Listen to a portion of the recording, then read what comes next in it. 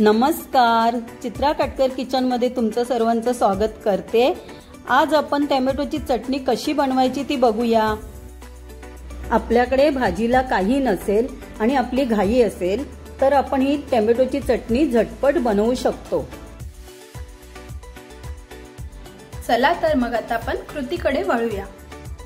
इथे मी लाल टोमॅटो 4 घेतलेत, एक अख्खा लसूण घेतलाय, 2 हिरव्या मिरच्या घेतल्यात। आता आपण या नेटवर हे भाजून घेऊया। मम्मी, मला एक प्रश्न आहे, ही नेट आपल्याकडे आहे पण जर कोणाकडे ही नेट नसेल तर ते लोक टोमॅटो कशावर भाजणार? मम्मी सांगते ना कसं करायचं ते। दुसरी मी एक आयडिया दाखवते तुला। आपण आता हे बाजूला करूया आणि अशी आपली जाळी असते ती आपण अशी ठेवूया आणि त्याच्यावरती असे टोमॅटो लावून घेऊया।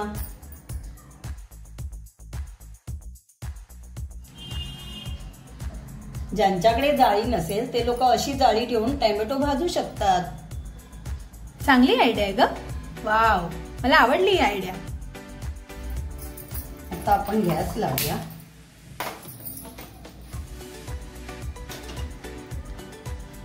त्यांना असं हळूहळू परतवून घेऊया।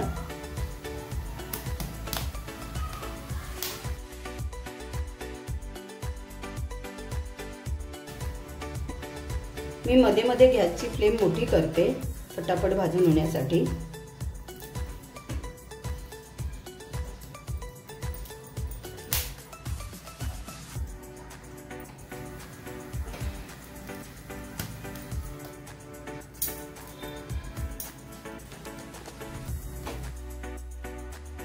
टोमॅटो मऊ होण्यासाठी चांगले भाजून घ्या, ते काळे झाले तरी चालतील। असे आपले मीडियम टू हाय फ्लेम वरती 2 मिनिटांमध्ये टोमॅटो लसूण भाजून झालेले आहेत। आता आपण गॅस बंद करूया।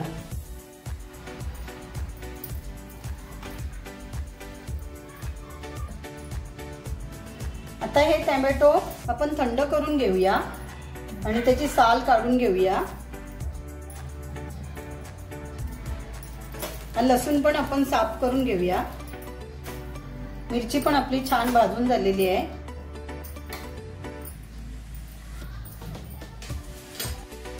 इथे टोमॅटो छान थंड झालेले आहेत। आता आपण त्याची ही वरती काळी झालेली साल काढून टाकून देऊया।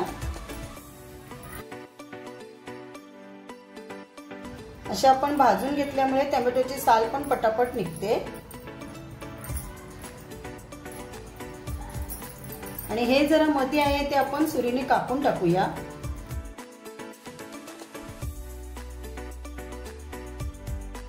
तुम्ही बघू शकता टोमॅटो भाजून मस्त सॉफ्ट झालेले आहेत। अशा प्रकारे मी सर्व टोमॅटोचे साल काढून घेते। आता हा आपण लसूण सोलून घेऊया। लसूण पण भाजून झाल्यामुळे पटापट त्याच्या साला निघतात। अशा प्रकारे मी सर्व लसूण सोलून घेते। इथे हा आपण लसूण साफ करून घेतलेला आणि या भाजून घेतलेल्या मिरच्या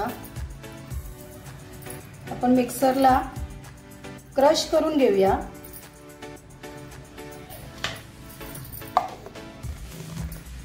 इथे मिरची आणि लसूण मी मिक्सरला बारीक क्रश करून घेतलंय।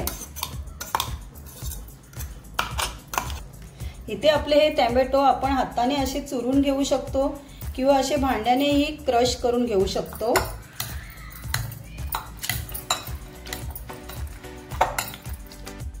अशा प्रकारे आपले हे सर्व टोमॅटो मॅश करून झालेले आहेत। हाताने तर पटकन चुरून होतात।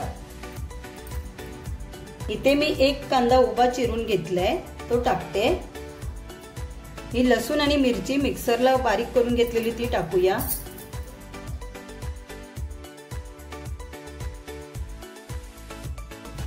जीरा पावडर 1 चमचा,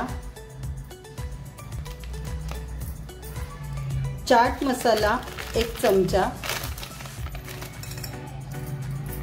काश्मीरी पावडर 1 चमचा रंगासाठी,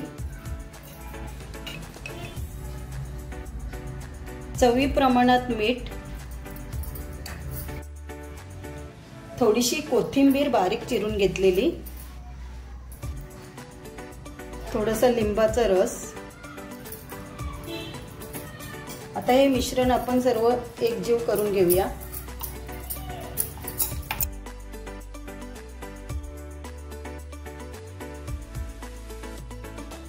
इथे मी 1 चमचा राईचं तेल टाकते। राईचं तेल ऑप्शनल आहे, तुम्ही कोणतेही तेल वापरू शकता। ही चटणी पारंपरिक पद्धतीने बघायला गेलं तर बंगालमध्ये आणि बिहारमध्ये खूप फेमस आहे।